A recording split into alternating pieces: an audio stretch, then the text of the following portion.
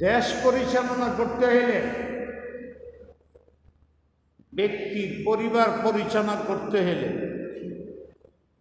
সমাজের পরিচালনা করতে হলে, একটা কমিটি পরিচালনা করতে হলে, পঞ্চায়েতের পরিচালনা করতে হলে, দেশ তো বহুত বড়। তুমি বলবা আমি জ্ঞানী, বুদ্ধিজীবী, আমার বুঝে যেটা আসে 20 জনে আমার সাপোর্ট করে, 1 লাখে আমার সাপোর্ট করে, আমার মনে চাইল এক সংবিধান বানাইলাম, এই ধরে ক্ষুদা বানাইয়া দেশ অতীতে ইয়ে হবে। এখন তো আমরা অতীতেও যেতে হবে। যখন বিপর্যয় আসছে তখন সংবিধানের কাগজ দেখায় কোনো লাভ হয় না। এটা কাগজ। যতদিন আমার ক্ষমতা আছে আমি আমারটাই করি। কাগজটা তোমারে ধোঁকা দেওয়ার জন্য বানাইছে।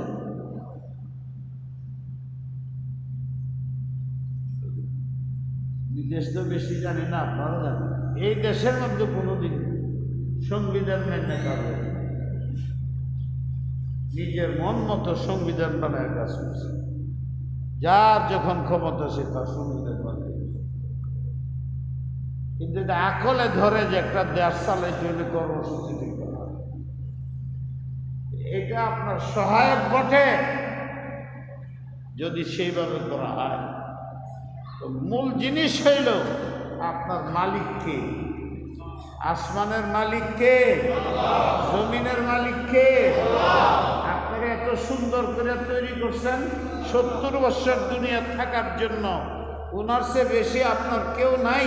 সে কি আপনারা কিভাবে চলতে হবে, সামাজিকভাবে, রাষ্ট্রীয়ভাবে, ব্যক্তিগতভাবে, দুনিয়া আখিরাতকে সামনে রেখা, এই সম্বন্ধে কিছুই বলেন নাই। বলছেন না বলেন? ছেলে যদি বেয়াদব হয় তো আপনি বেয়াদব করেন। তো আপনি যদি আল্লাহর সাথে বেয়াদবি করেন আর কাগজ দেখান, এই বেয়াদবের পরিণাম কি হবে বলেন কিছু? আর কথা তো আমি কইতেছি, বলেন কিছু। এই বেয়াদব থাকতে পারবে দুনিয়া? পারবে? ধ্বংসের কয়েকটা তরিকা নবী আলাইহিস সালামের হাদিসের মধ্যে বলছে। আমার মনে হয় হাদিস এখানে একবার বলছি বহুদিন আগে, যে কোনো জাতি ধ্বংস হয় কেমনি। আমরা এখন একটা অবস্থার পরিবর্তন হয়েছে।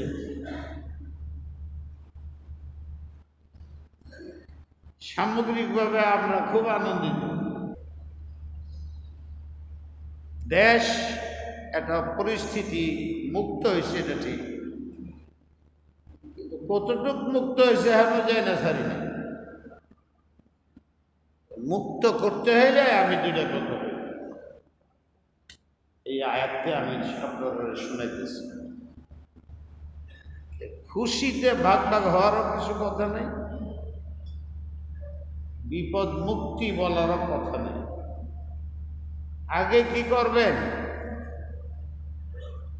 কি করবেন, আমরা কোন বিপদে আছি, সবাইকে নিয়েই বিপদ মুক্ত করতে হবে।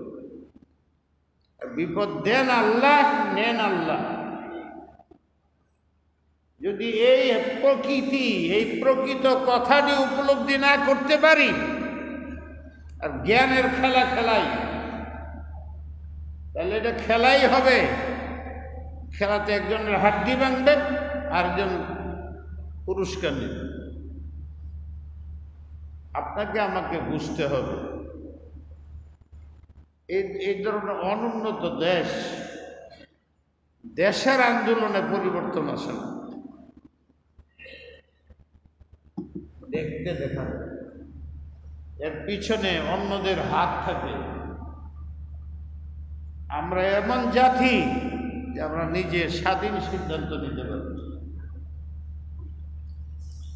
এটা বাস্তব, যদি দুনিয়াতে বাস্তব থাকে। আমাদের দেশে যাই হয়েছে, যারাই করছে এটা বাস্তব ভালো করছে তোমরা, কিন্তু তোমরা কারো হাতের খেলো না হয়ে না। এই সময়ের মধ্যে আমরা খেলো না বানায়, পুরা বাঙালি জাতিকে খেলো না বানায় আসছে। কেন?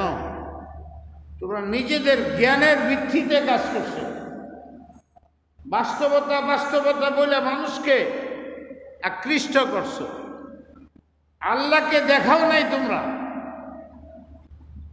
আল্লাহ যে মালিক, কর্মকর্তা, খালেক, এটা বোঝাও নাই তোমরা, মানুষকে বুঝতে দেও নাই, মানুষকে ক্ষমতার উৎসাহ দিয়েছ, আল্লাহর ক্ষমতার কথা তোমরা স্বীকার করো না। কথা বোঝানো হয়েছে, আলেমরা বুঝাইছে। নমরুদের কথা কো, ফেরাউনের কথা চিন্তা করো, কারণের কথা চিন্তা করো।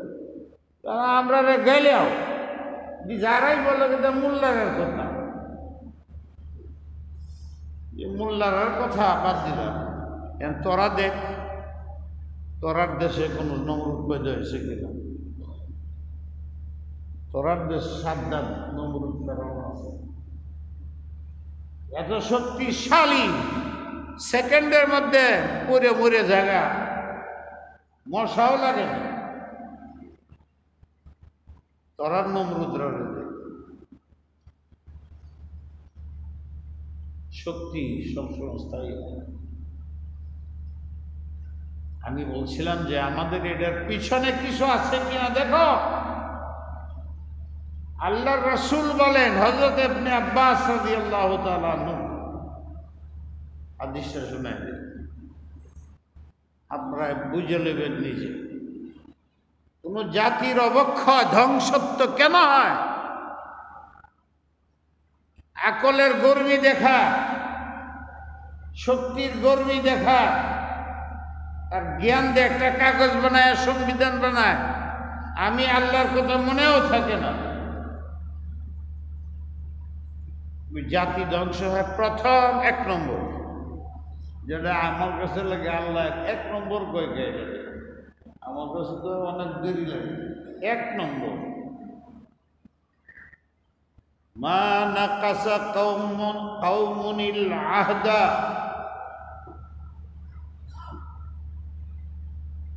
ইল্লা সুল্লিতা আলাইহিম আদুওয়াহুম। আমি আল্লাহর সাথে তোমরা একটা ওয়াদা করছো, আলাস্তু বিরাব্বিকুম ক্বালু বালা। ওয়াদা করে আসছো, আল্লাহর কথার বাইরে যাইবে না। আল্লাহকে একমাত্র রব মানবা, তোমাদের সংবিধানের মধ্যে লেখা থাকবে। আমাদের রব কে? কে? কে? এইটাই লেখা থাকবে।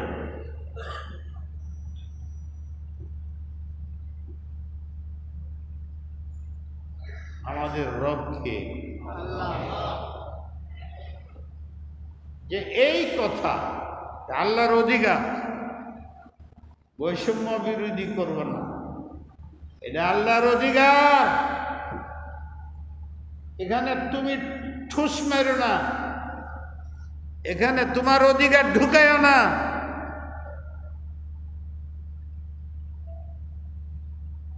আল্লাহর অধিকার।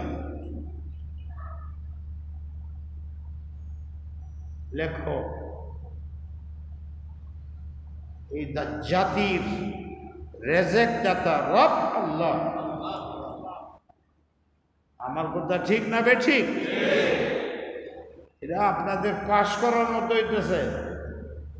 তুমি কথা বলে এটা কাইটা কাউলে এটা হুজুরের প্রস্তাব, যদি কাজে লাগে তাহলে ঠিকই কাজে যাবে, আর না হলে হবে না। তোমরা সংবিধান রচনা করো, লেখো 1 নম্বরে রবকে, এইটাই বাস্তব। আর বাকি সব বাস্তব অবাস্তব। দেখলা তো 175 বছর তো বাংলাদেশে দেখলা,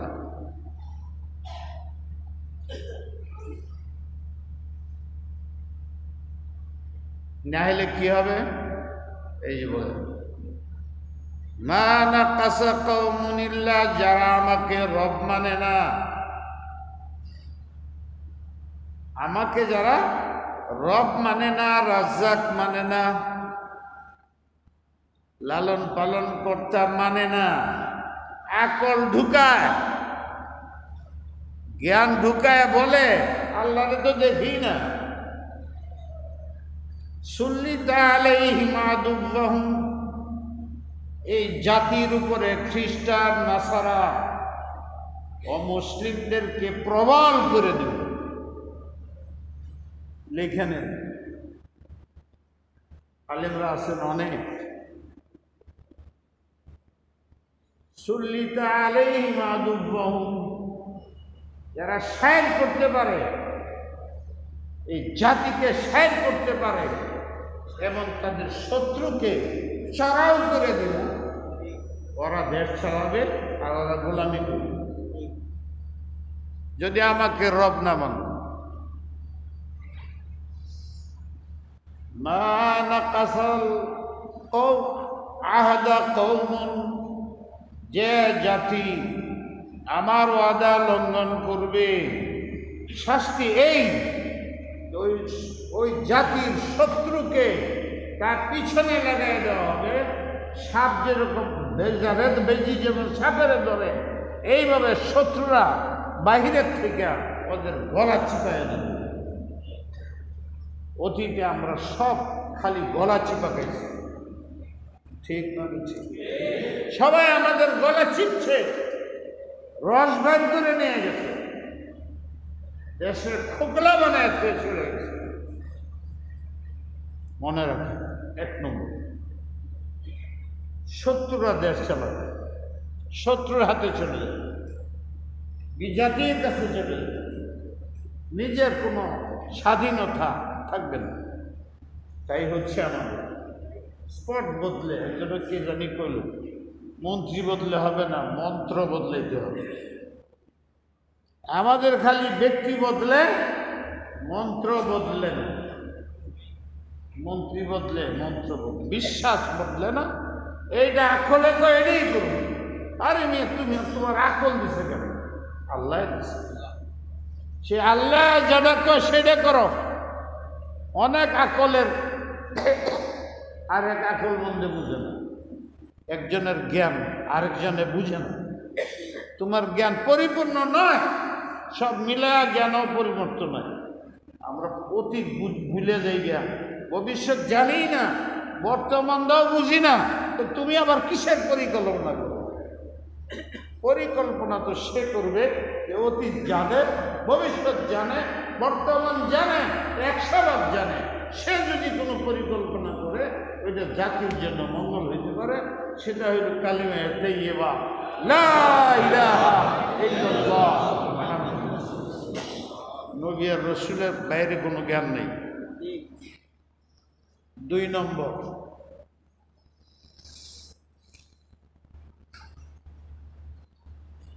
ওয়ামা নাযালা বিগাইরি মা আনজালাল্লাহ ফাশা ফিহিমুল ফাকার। একটা রাষ্ট্রের অর্থনীতি, রাষ্ট্রের প্রথম স্তম্ভ কমর ভেঙে যাবে অর্থনীতির কারণে।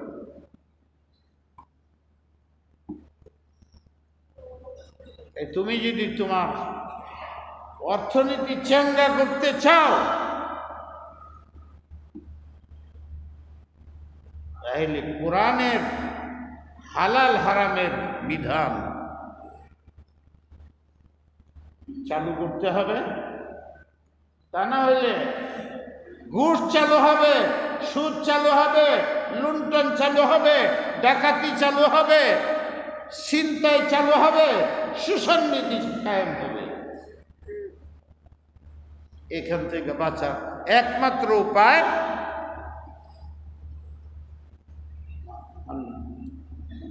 হাকামা বিকিতাবিল্লাহ ওয়া বিসুন্নতি রাসূলিল্লাহ বিল আদলি ওয়াল ইনসাফ বিতারকি জুলুম। জুলুম থেকে বাঁচতে চাও, নিষ্পেষণ থেকে বাঁচতে চাও, এর অর্থনীতির ক্ষেত্রে আল্লাহ কি বলে, আল্লাহর কোরআনে কি বলে, হাদিসে কি বলে, তোমার জ্ঞানে আসুক না আসুক, 2 নম্বরে এই ইকতিসাদ মাসিয়াতের জন্য কোরআনকে ফলো করবে। এখানে সুদ নাই, ঘুষ নেই। সুদ ঘুষ খায়, লুণ্ঠন করে, ডাকাতি করে, দেশের টাকা বিদেশে পাচার করে, এদের আইনের আওতায় আনো, ঘুষ দিলে ছেড়ে দিও না। এটা 2 নম্বর থাকতে হবে, জাতিকে বাঁচাইতে হবে। ঠিক না বেঠিক? ঠিক না বেঠিক? দেশের মেরুদণ্ড হল অর্থনীতি। এই অর্থনীতি আমাদের হাতে থাকে না। এটাকে রাখার জন্য কোরআন হাদিসের আয় এইটা লাগে। 3 নম্বর, এটা পুরুষ জাতি আছে, মহিলা জাতি আছে। এগুলো আপনারা আমার চেয়ে বেশি বুঝেন। আল্লাহ শুধু এনে বলছে একটা,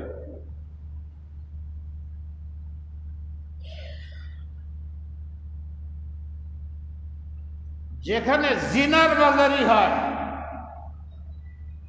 নারী দর্শন হয়, জহারাতিল ফাহিশাতা, বেশ্যাগিরি হয়, মেয়েদের ইজ্জত আবরুর প্রশ্ন থাকে না, এটারে সভ্যতা মনে করা হয়। যেটা বেহেজাবির কারণে হয়, পর্দাহীনতার কারণে হয়, বেহায়াপনা আসে, মহিলারা নষ্ট হয়ে যায়, পুরুষরা নষ্ট হয়ে যায়, ভেদাভেদ থাকে না, যুবকদের চরম পস্তি আসে, শিক্ষার গুরুত্ব থাকে না, তার পাগলপন হয়ে যায়, নারীর লোভী হয়ে যায়। ওখানে মৃত্যুর হার বেড়ে যাবে, জাতিকে রক্ষা করা সম্ভব হবে না। মেয়েদের ক্ষেত্রে সুস্পষ্ট বিধান কোরআনে আছে, তাদের নিরাপত্তার জন্য, তাদের শিক্ষার জন্য, তাদের স্বামী স্ত্রীর জন্য ইসলামের ল আছে। 3 নম্বরে সংবিধানে সংযোজন করতে হবে। জাতির বড় একটা সংখ্যা নারী বেশি, যুবক যুবতী পাগলা ঘোড়ার মতো এরা। এদের যদি নিয়ন্ত্রণ না করো, তাহলে জাতি শান্তি পাবে না, মা বাপ শান্তি পাবে না, সরকার শান্তি পাবে না, পঞ্চায়েত শান্তি পাবে না। এখানে একটা চরিত্রহীনতার কারণে ধ্বংসত্ব আসবে। নারী চক্রকে রক্ষা করো, এদেরকে বাঁচাতে হবে। এর জন্য কোরআনী বিধান লাগবে, জ্ঞান খাটাইলে চলবে না। যে ম্যাজিস্ট্রেট হয়, অমুক জায়গায় এই হয়, আধুনিক আইনে এই বলে, অমুক এই বলে, সৌদি আরবে এই হয়, এই সমস্ত দেখাইলে চলবে না। কোরআনে কি আছে, হাদিসে কি আছে, সেটাই বিধানগত করতে হবে, কার্যকর করতে হবে। আল্লাহ আমাদের বলার তৌফিক সময় তো গেল, আর 2টা রয়েছে। 2টার একটা হইল নিজে ঠগান, অন্যকে ঠগায় না, ঠগবাজি করো না। যে ঠগায় সে ঠগে। এই দেশটার মধ্যে খালি একটা মানুষ আর একটা মানুষের ঠগা, সর্বক্ষেত্রে, রাজনীতির ক্ষেত্রে, অরাজনীতির ক্ষেত্রে, সব জায়গায় এই ঠগানি বাদ দেবে। আল্লাহর আইন ছাড়া এটাতে বাঁচতে পারবে না। এটা 4 নম্বরের। কেউ ঠগাবে না, ধোঁকা দিবে না। শেষ নম্বর হলে তোমরা অর্থশালীরা অর্থের কুমির হয়েছে, জাকাত দাও, গরিবদের প্রেমিক হও। টাকা যেরকম কামাইয়ের মধ্যে আকর্ষণ থাকে, দ্বিগুণ আকর্ষণীয় তোমার মুসলিম গরিব ভাই বা দেশের গরিবদের সাহায্য করো। অন্যেরটা লুণ্ঠন করো না, নিজেরটা ছেড়ে দাও। এইটা 5টা কথা কইলাম। এই 5-এর আলোকেই যদি কোনো ব্যবস্থা নেওয়া হয় তাহলে আমাদের জাতির কল্যাণ হবে, নাইলে হবে না। আপনারা চান না চান? আল্লাহ আমাদের কবুল করুন। আখিরু দাওয়ানা আলহামদুলিল্লাহ।